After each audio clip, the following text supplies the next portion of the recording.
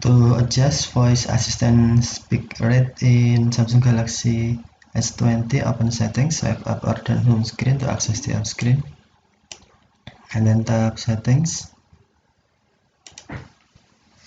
You can also open settings screen from notification panel, swipe the notification panel, and then tap settings icon.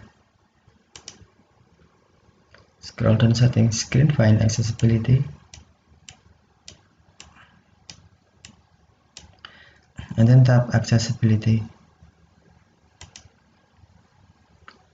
Select screen reader, select settings, and then tap text to speak. To adjust speak rate, drag speak rate bar to the right to fast, or drag to the left to slow. Let's try if slow.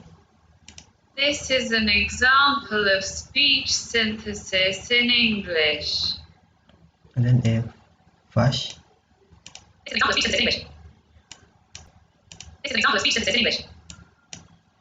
This is an example of speech synthesis in English. This is an example of speech synthesis in English. This is an example of speech synthesis in English. Okay, thank you for watching. Have a nice day.